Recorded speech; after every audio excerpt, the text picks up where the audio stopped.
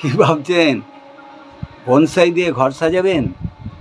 ঘর করেছেন, ঘরটাকে তো তাহলে সাজাতেই হবে। ডাইনিং স্পেস বা আপনার বেডরুম বা টেবিলের জায়গাতে বনসাই যদি করতে পারেন তাহলে তো ভালো হয়। নমস্কার বন্ধুরা, আজ আমি আলোচনা করব বনসাই করবার আগে স্টেজের ব্যাপারে।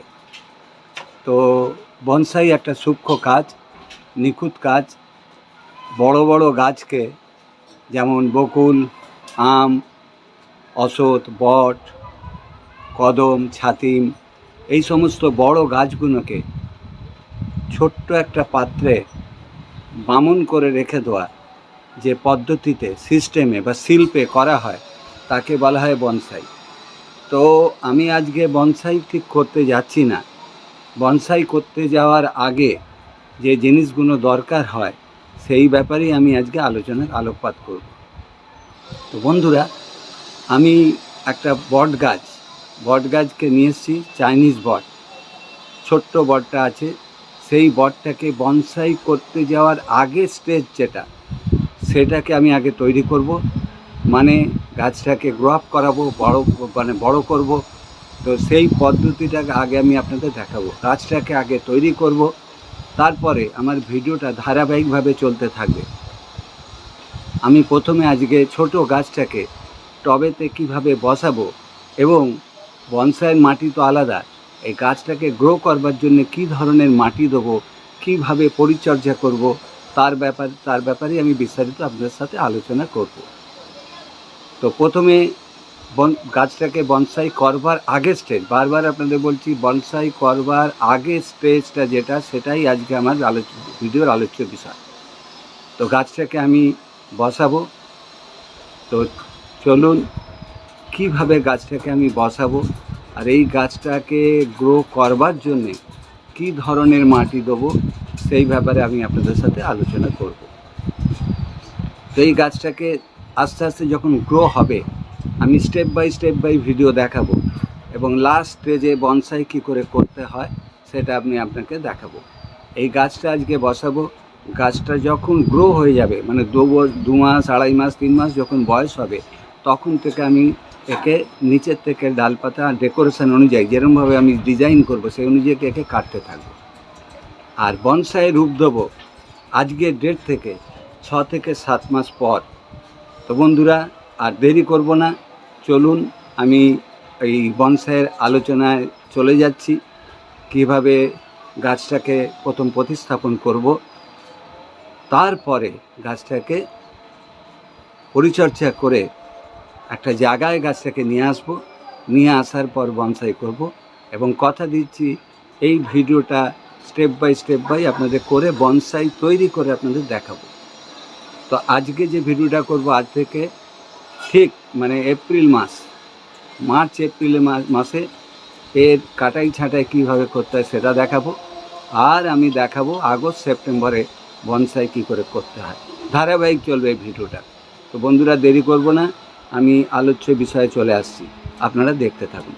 হ্যাঁ, তার আগে একটা কথা বলছি আপনাদের। আপনারা যারা আমার চ্যানেলটা নিয়মিত দেখছেন, তাদেরকে আমি অসংখ্য ধন্যবাদ জানাই। আমার অন্তরের অন্তঃস্থল থেকে আপনাদের ধন্যবাদ জানাচ্ছি, এবং নতুন বন্ধুরা যারা দেখছেন তাদেরকেও ধন্যবাদ জানাচ্ছি। তাদের কাছে একটাই অনুরোধ করব, যদি আমার ভিডিওটা দেখে আপনাদের একটুখানিও ভালো লাগে, তাহলে ভিডিওগুলোকে দেখার পরে আপনারা ভালো লাগলে সাবস্ক্রাইব করবেন। সাবস্ক্রাইব করে পাশে থাকা বেল আইটেমটা টিপে দিয়ে অল করে দেবেন। তাহলে এরকম ধরনের নতুন নতুন ভিডিওগুলো যখন আমি আপলোড করব, তখন আপনাদের কাছে খুব সহজেই পৌঁছে যাবে। আর পুরনো বন্ধুরা যারা দেখছেন, তাদেরও যদি আমার ভিডিওগুলো দেখে ভালো লাগে, ভালো তো লাগছে আমি বুঝতে পারছি, কেন দিনে দিনে আমার ভিউয়ার বাড়ছে। তো তাদেরকে অনুরোধ করব, আপনারা দেখার পর যদি ভালো লাগে, তাহলে আপনার জানাশোনার মধ্যে এই ভিডিওগুলোকে শেয়ার করে দেবেন। তাহলে কী হবে, যারা জানে না তারাও জানতে পারবে এই ভিডিও সম্বন্ধে। তো চলুন, আমরা অনেক কিছু বলে ফেললাম, এবার আসল আলোচনায় আমরা যাই। বন্ধুরা, এই যে বট গাছটা দেখছেন, এটা হচ্ছে চায়না বট গাছ। এই বট গাছটাকে আমি প্রতিস্থাপন করব। সবার আগে যেটা দরকার, যে পাত্রেতে যে কোনো ধরনের গাছ বসাবেন তার জল নিকাশি ব্যবস্থা যেন পরিষ্কার হওয়া থাকে দরকার। এই দেখতে পাচ্ছেন এখানে একটা ছিদ্র রয়েছে, হোল রয়েছে। এই হোলটা জল বেরোবার হোল। এমনভাবে এর জল নিকাশির ব্যবস্থা, ড্রেনেজ সিস্টেমটা ওয়েল হওয়া দরকার, যাতে টবে যখন জল ঢালবেন জলটা যেন মাটির সাথে দাঁড়িয়ে না থাকে, জলটা যেন তলায় জমে না থাকে। সবার আগে লক্ষ্য, যে কোনো গাছ বসাবেন এরকম একটা খোলামকুচি নেবেন, নিয়ে এই যে দেখছেন এই টবে ছিদ্রটা এখানে বসিয়ে দিবেন। বসিয়ে দেওয়ার পরে কি করবেন, বালি চালা যে গাবেলস থাকে দেখতে পাচ্ছেন, এই গাবেলস এখানে দিয়ে দেবেন।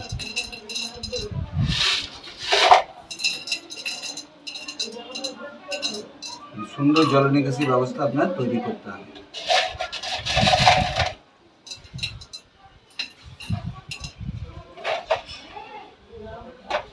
এরপরে কি করতে হবে, একটা বালির লেয়ার এর উপরে বেড তৈরি করতে হবে।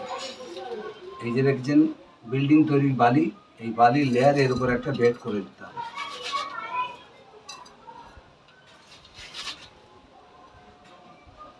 এটা চেপে চেপে চেপে চেপে এর মধ্যে একটা বেড তৈরি হয়ে গেল, ওয়েল ড্রেনেজ সিস্টেম রয়ে গেল। যা জল দেবেন জল কিন্তু দাঁড়াবে না, বেরিয়ে যাবে। এইটুকু অবধি হয়ে গেল। এরপরে আমাদের তৈরি করতে হবে এই টবটার উপযোগী। এখানে দেখছেন আমি দুভাগ মাটি নিলাম, দুভাগ মাটি নিয়েছি। এক ভাগ পুরনো গোবর সার, এই দেখতে পাচ্ছেন পুরনো গোবর সার আমার কাছে ছিল, এটা নিলাম।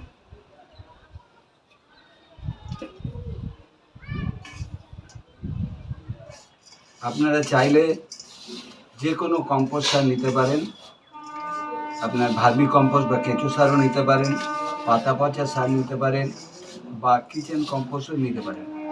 আমার কাছে ছিল এই পুরনো গোবর, তাই আমি পুরনো গোবর সার এক ভাগ এর সাথে নিলাম। এর সঙ্গে দেবো কিছুটা শিংকুচি, এর সঙ্গে দেবো কিছুটা শিংকুচি আমি ছড়িয়ে দিলাম, 2 চামচে মতন, 2.5 চামচে মতন দিয়ে দিলাম।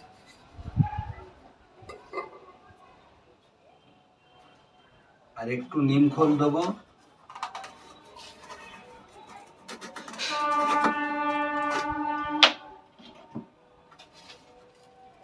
1 চামচ নিমখোল দিয়ে দিলাম। আর তেমন কিছু খাবার না, আর একটু দরকার হাড় গুঁড়ো।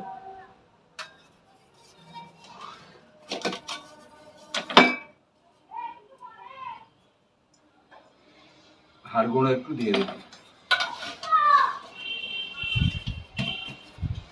বাস, এর মোটামুটি মাটি তৈরি হয়ে গেছে। আর এই গাছগুলো যেহেতু একটু নুড়ি টুড়ি, বালি টালি বা ইট ভাঙা পছন্দ করে, তাই কি করলাম, আমার এখানে যে বালিচালা গাবেলসের পাথরের টুকরা আছে এটাকে একটু এর সাথে মিশিয়ে দিলাম।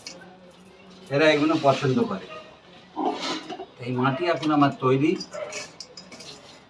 এটাকে ভালোভাবে মিশিয়ে নেব। এই যে দেখছেন যে গ্রো ব্যাগটা যে ছোট, এটাকে আস্তে করে কেটে নিতে হবে। কেটে এটাকে বার করতে হবে, এমনভাবে বার করতে হবে যেন শেকড়ে কোনো আঘাত কোনো মতেই যেন না লাগে।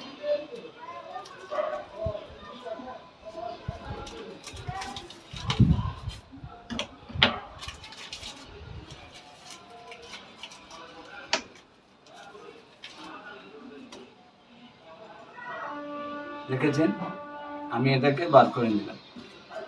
এইবারে কি করব, এইরকম একটা টুকরো এই বালির লেয়ারের উপরে বসাবো। এটা বসাবার অর্থ হচ্ছে ওপরে যে পরে পরে শেকড়টা হবে, শেকড়টা মোটা করে তৈরি করবে এটা, যার জন্য এই বালির উপরে একটা আর একখানা আমি ইটের টুকরো দিলাম। এবারে 4 ধার দিয়ে এটা সেন্টারে বসাতে হবে, ঠিক মাঝখানে না বসালে এটা ভালো হবে না, দেখে নিতে হবে। আপনার সেন্টারে বসানো হয়ে গেলে এরকমভাবে 4 ধার দিয়ে এটাকে মাটি দিয়ে দেবেন। মিশ্র মাটি রয়েছে, এই মাটিটা 4 ধার দিয়ে চেপে চেপে একটু দিয়ে দেবেন, যাতে কোনো মতে এর মধ্যে এয়ার না ঢোকে। বন্ধুরা, এই দেখতে পাচ্ছেন আমার তৈরি হয়ে গেল। এমনভাবে মাটি দেবো যেন এই টবটার থেকে 1-1.5 ইঞ্চি নিচে থাকে মাটিটা, কেন এর পরে জল ঢালতে হবে, তো তার জন্যে একটু নিচু রেখে দিলাম। তো পরিষ্কার আপনারা দেখতে পাচ্ছেন আমার এটা তৈরি হয়ে গেছে। এবারে কি করব এটাতে ভর্তি করে আমি জল দিয়ে দেবো। মানে প্রথমবারে যে জলটা দেওয়া হবে সমস্ত মাটির জন্য মিশতে হয়, সমস্ত জল যেন মিশে যায়। খেয়াল রাখতে হবে প্রথমবারে জলটা যখন দেওয়া হয় তখন যেন সমস্ত মাটি টবে ভিজে যায়। এইভাবে এটাকে সম্পূর্ণ পরিপূর্ণ জল দিয়ে দেবো। এই জলটা বসে গেলে আবার জল দিয়ে দেবো, এখনই বসে যাবে এবং দেখবেন কিছুক্ষণ বাদে নিচে দিয়ে জলটা বেরিয়ে যাচ্ছে, তাহলেই বুঝবেন আপনার ড্রেনেজ ব্যবস্থা পরিষ্কার। এই জলটা বসে গিয়ে এখানে মাটি এটাকে টানছে, জলটা যেই বসে যাবে আর একবার একটু জল দিয়ে দিতে হবে।